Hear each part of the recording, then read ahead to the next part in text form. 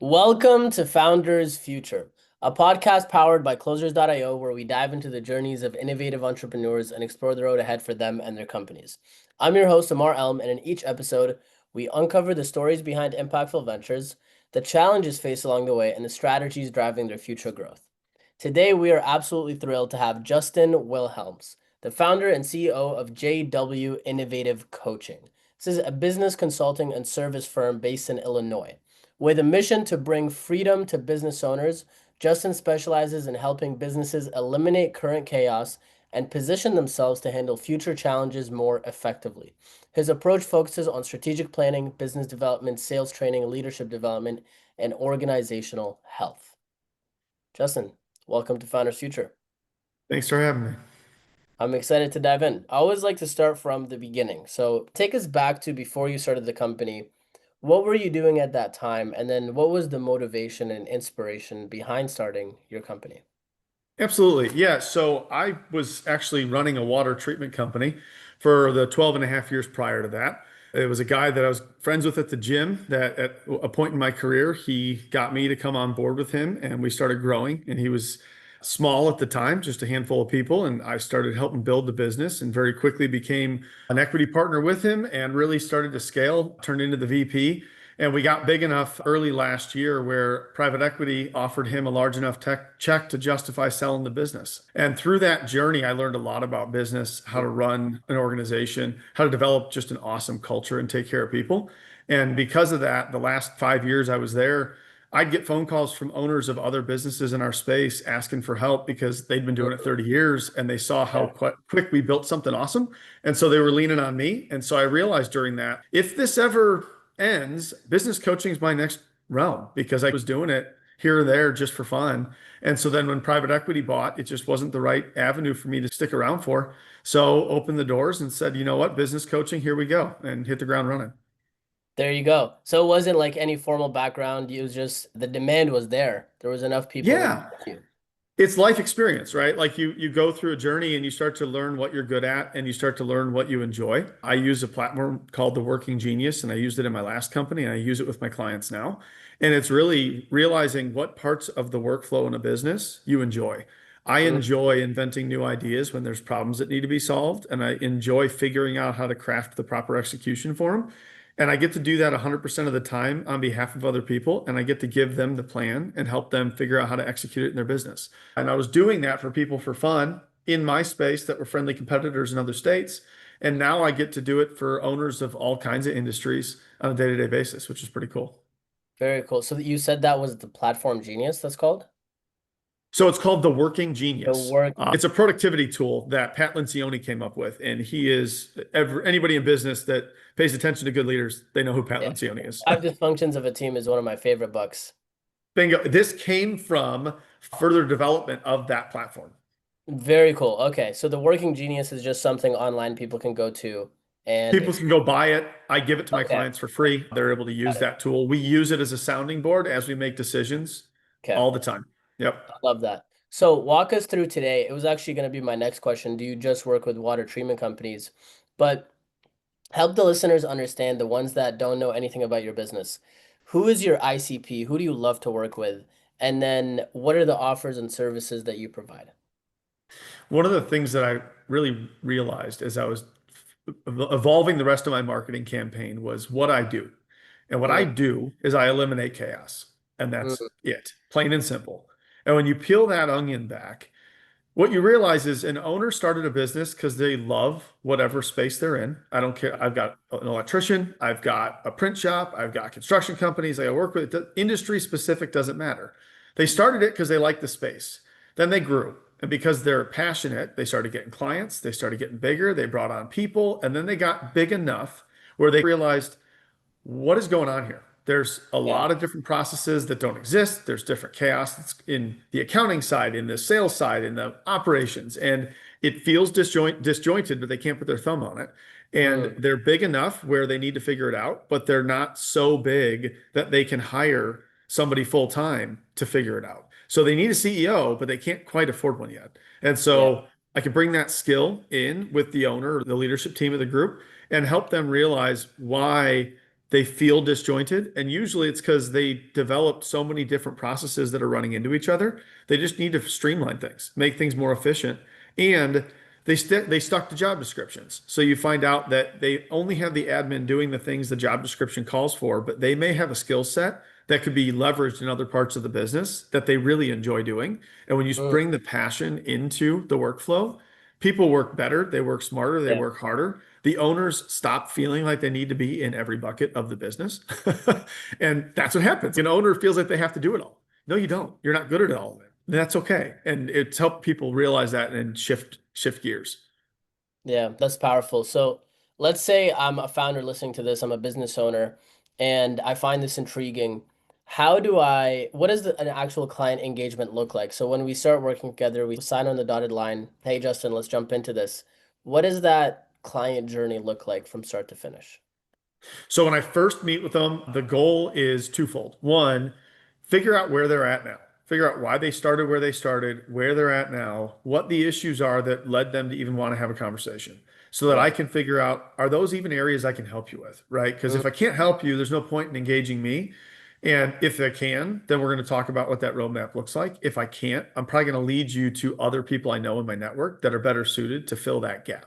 And so if it's a good fit, then we look at what's your availability of time. I'm pretty intentional on we have to meet during the day, during the week, regular work hours, because you need to learn how to get out of the day to day and work on your business and not force that you have to do it Sunday afternoon. You have to yeah. do it during the work week to keep that balance going and keep that work life connection, right? Because owners, their business is their life. And you need Yeah. to start realizing you got to have a personal life too. But most of the time, I'm either meeting with them once a week or once every other week. We sit down 90 minutes. We go through a very structured meeting that gets them out of the business, very high Yeah. level. By the end of the meeting, we've got a nice list of tactical items they can do between now and our next scheduled meeting that are Cool. achievable. We've got a goal set for what those things are, how we're going to roll them out, and then they're back in the business. Between our meetings, I'm a sounding board. So if something pops up and it's on fire and they want to get my involvement, call me, text me. We're a phone call away. And so I just jump on the call, 10 minutes, we work through the little issue. They're back in it. I'm back to what I was doing. But we spend that 90 minutes uninterrupted, no phone calls, no emails. We are dedicated to that 90 minutes to really make it powerful. Yeah. And then it's for however long they need me. Because usually, what are we doing? Why are we doing it? Okay, we have a project to work on. Let's get the project done. Now that the project's done, do we have anything else we should be working on, or are we done working together? And what I found is that as businesses grow, the reason we originally started is resolved, which now opened up the door for new things that now exist that weren't even Yeah. in the field of vision before. And so it's just an evolution of that relationship. Yeah. There's new problems that get created as you solve the old ones. What Exactly. what do you typically see in terms of how long you typically work with clients? Is there like an average length, anything like that? So I opened my doors in July of last year, and I haven't had one discontinue. Wow. I just charge based on month to month, and it's Okay. basically until you decide you don't feel like you need me anymore. Will that day come at some point with some of these? Absolutely.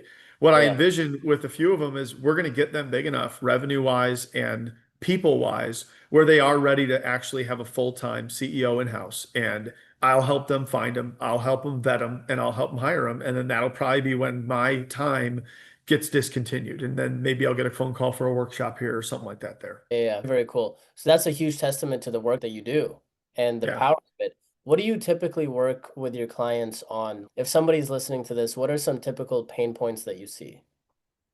Oh, the list is endless. So I'll give you an example, like where if you've got invoicing issues, like you feel like you keep on running into invoices that were invoiced wrong and they were under invoiced, so you're losing money. And how do we fix the problem? And okay, let's stop worrying about that one invoice. Let's go back to your process. Oh, then we find out you have an SOP.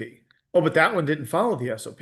Oh, and then you find out there's 13 different ways we didn't follow the SOP. Yeah, And then you go back and you go, okay, how do we rein these back in and start to realize like we have to follow the SOP, get the outliers to fall in line. And then, wait, all of a sudden, we stop seeing mistakes on invoices. It takes less time to do the workload. yeah, You're generating more revenue. And that's just one small example. Another one would be where you've got people that just are not working hard. They're constantly making mistakes. They're coming in late. And you start to find out that you've got them in the wrong lane.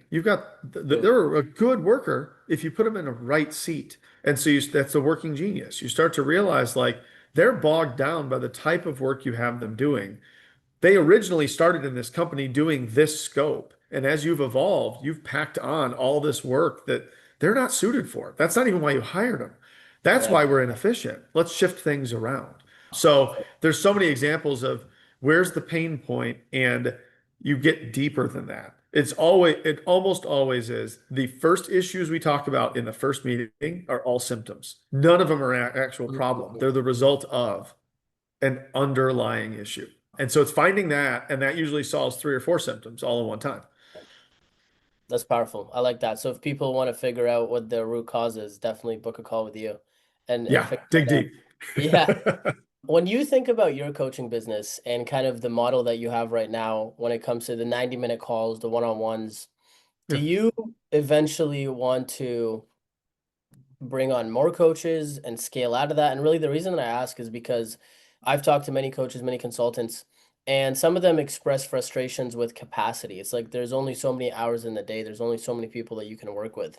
I'm curious how yeah. you've thought about that and what you're doing to navigate that.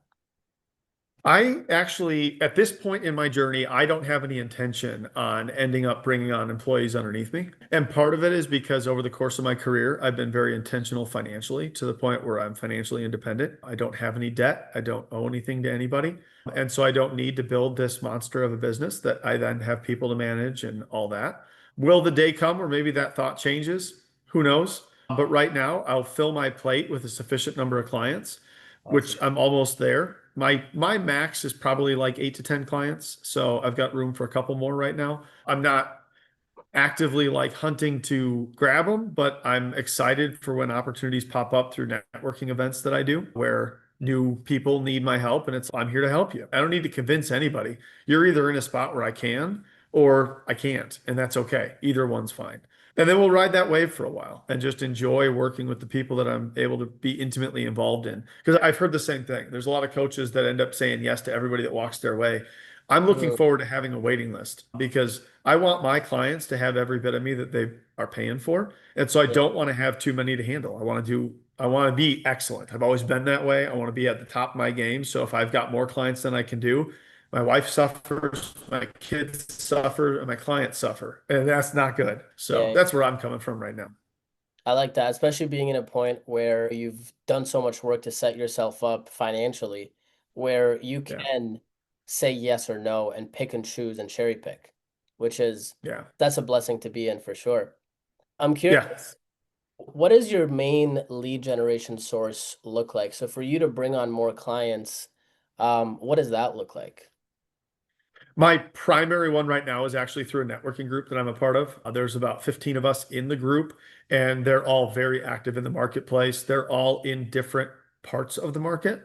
And so it's been a really good place to be able to meet new people that I'm not tapped into locally because I'm an in-person guy. Like I know the world we live in is virtual, but I love being in front of people, sitting down across the table. And so I'm trying to make all of my clients in that regard. If an absolutely perfect client comes across my desk that is virtual because they're in California, I'm not necessarily going to turn it down, but I'm not Yeah, chasing them. My backup source is LinkedIn. I do a lot on LinkedIn. As you've seen, I'm very active there intentionally. I love getting new ideas out and just sharing my thoughts and my perspective and hoping somebody somewhere, even if I don't never work with them, gets something out of my messaging. And then sometimes I get the inbox message where it's like, "Hey, I feel like I'm resonating with where you're at, and I feel like I'm stuck. Can you help me?" And those are fun too, and they're usually local because that's what I'm trying to target. yeah. Okay, so you do just local in Illinois. You don't work with That's my people. goal. Okay. Yep, that's my goal. I am not searching. Like if I'm doing direct messaging or I'm actively reaching out, they're going to Yeah. be somebody I can drive to. Got it. Okay, so these 90-minute sessions, are they in person or are they virtual? Yes, in person every time. Wow. Wow, that's gotta be powerful. It's Very cool. awesome. You can Yeah. read people differently when you're sitting across the table. And when I sit down with the owner and his team, when I'm talking to somebody, I see out of the corner of my eye a movement when we got Mm, onto a certain topic. I can key into that. You can't do that on Zoom. I'll miss that all day long. And so I just see so much more value to my clients when I'm with them in person. That engagement really gets serious. It gets really real. People can't hide. They want to dive in. And I bring a lot of energy to that. And so it works really well. So my goal is to be 100% in person, which in these days as a coach is a rare thing to do. Super rare. Yeah, and I'm sure your clients love that. Absolutely. That's probably Yeah, why they've been on since the inception. exactly. What have you found to be the most effective? Is it the networking? Is it LinkedIn for Networking.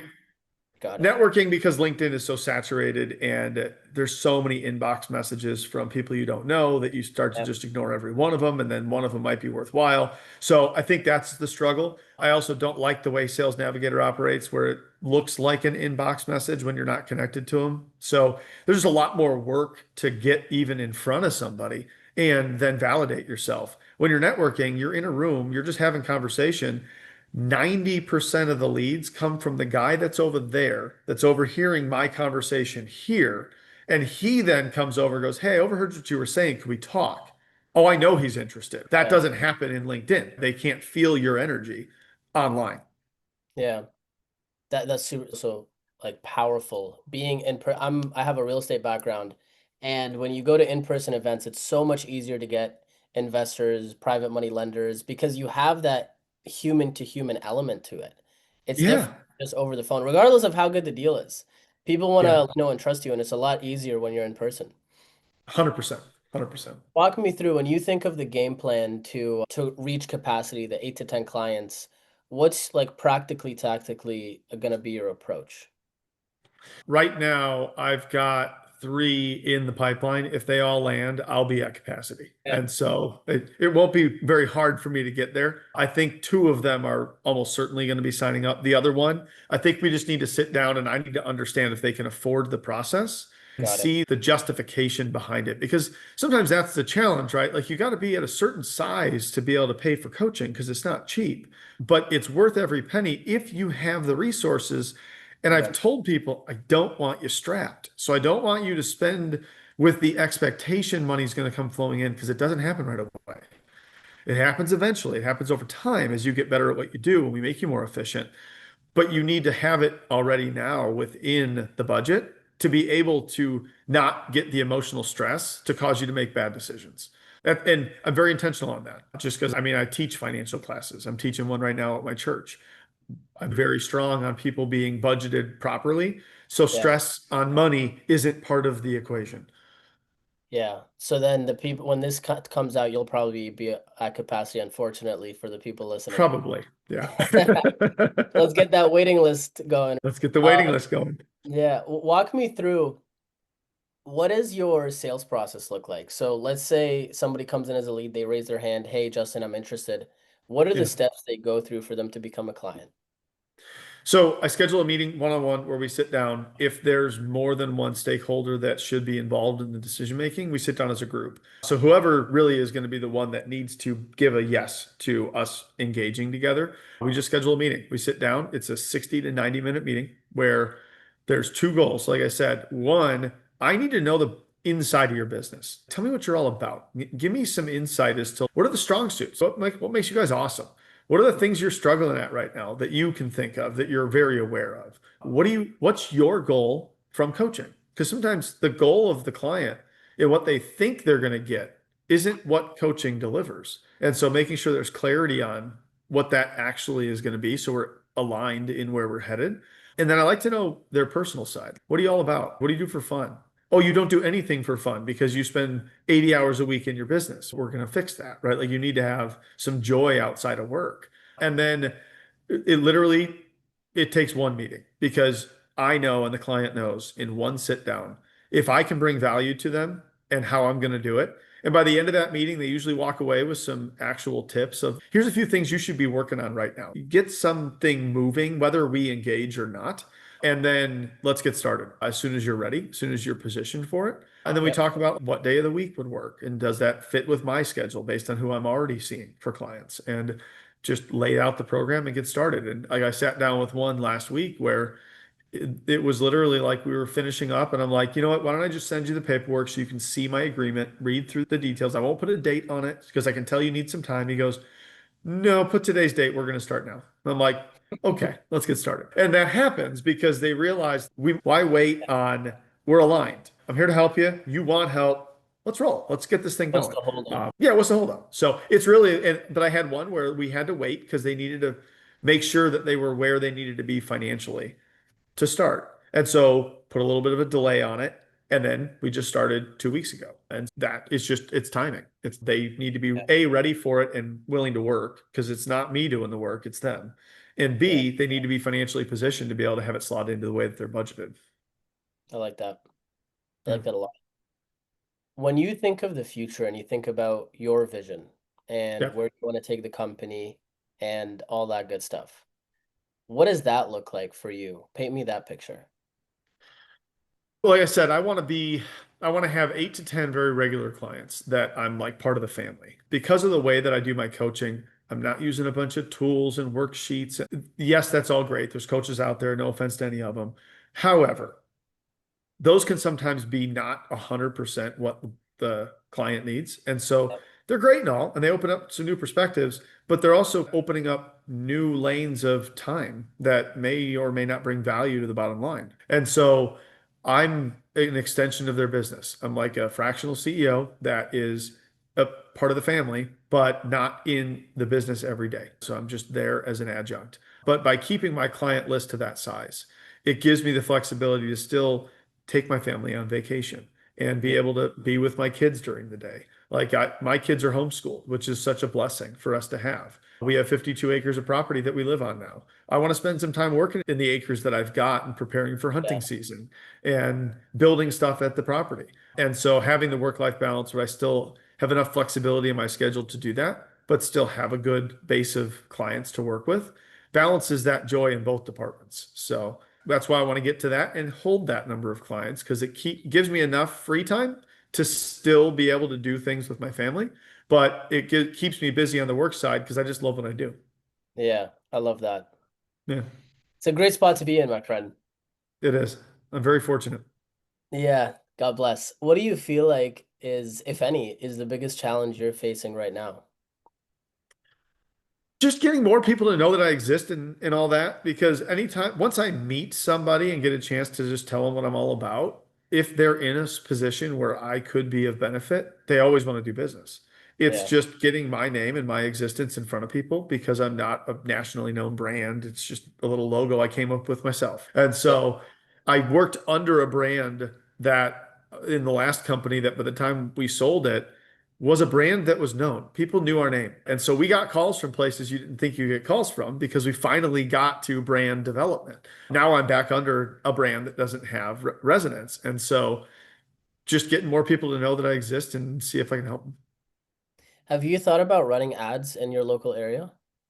I have thought about it. I haven't leaned into it too heavily because I want to keep my client base smaller. So, Fair. like, literally, if I throw an ad up and I get 1 or 2 clients, I could probably take the ad down. But if I throw an ad up and 15 potential clients pop up, I can't do them all. So, which one do I pick? And then I got to vet them all out comparatively to figure out which one's the most beneficial. And I'd Yeah. hate to go through that. So, keeping it organic keeps it growing at the right rate where I can put the pause button and not have backlash from it. Fair enough. So it hasn't gotten to the point where you're like, okay, let me just crank up the dial and get more leads in through the door. Yeah, not they're coming at a steady enough rate where it's manageable because it's nice when I'm only onboarding a new client every week or two and trying to onboard 3 clients at the same time.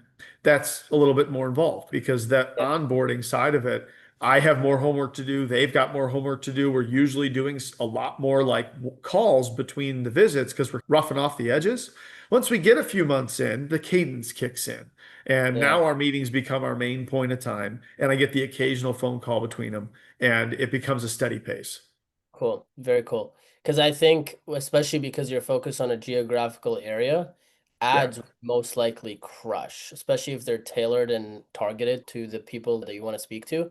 When I say tailored Yeah. and targeting, a lot of people think of Facebook targeting and whatnot, but more so the messaging, just the creative, all that stuff. Because Facebook algorithm now You could just keep it blank with no targeting and it'll still know who it should put it in Yeah, for.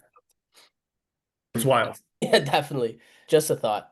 But let's go into a quick closing lightning round. So I'll rattle off some questions at you. First thing that comes to mind, don't think too much. Let me know. What's one tool or resource that's been a game changer for you in your company? The working genius. I like that. The working Absolutely. Patrick Yeah. Linciani. Yeah. Beautiful. What's the best piece of advice you've received around? Maybe this is interesting for your time at the previous company that was sold to private equity. What did you guys do that really was a catalyst to growth and scale that set you apart from everybody else? Culture. We Mhm. developed one of the best, most cohesive cultures an organization could ever have. Our team was all salespeople and they all supported each other. And to have 10, 11 salespeople competing in the same market space next to each other regularly and not trying to slash each other's throats is rare in today's world. Yeah, You just don't see that. You hear sometimes like when a company says that we're like a family, sometimes it's a red flag. Not for us. We were the family where it was a genuine, we loved working together. We loved being with each other. We would do things personally and professionally. And you just don't get that. Not in today's culture.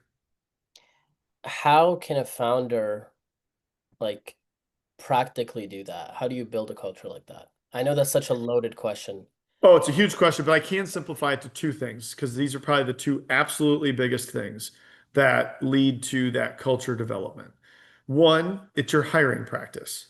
Be very intentional of who you hire, why you're hiring them, and focus more on their person, not Mhm. their background. There may be certain minimal obligations of what type of degree they carry and things like that because of things they have to know, but be more focused on who they are and what makes them tick. And then when you hire the right people that fit that mold, support the living hell out of them. Yeah, You do those two things, you will develop a team of awesome people that will work extremely hard for you because you will do whatever it takes to make sure they're successful, and they will do whatever it takes to be that success. But it's those are the two keys. There's a whole boatload of other stuff you could add to that conversation. But if I yeah, narrowed it down, it's that. Hire well and support the crap out of your people. I love that.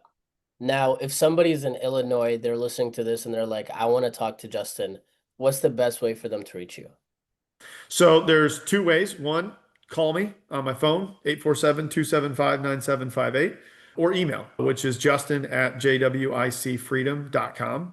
They can always find me on LinkedIn. That contact information is on LinkedIn as well. But those are the two best ways to reach me. Awesome. Awesome. So that wraps up another inspiring episode of Founders Future. Justin, thank you so much for making the time, sharing your journey, sharing your insights with us today. I really Thank appreciate you. it. Really appreciate it, man. For our listeners, if you enjoyed this conversation, don't forget to subscribe to Founders Future wherever you listen to your favorite podcasts. And if you're looking to scale your business and enhance your sales and marketing efforts, visit closers.io to discover how we can support your growth journey. Until then, keep on climbing.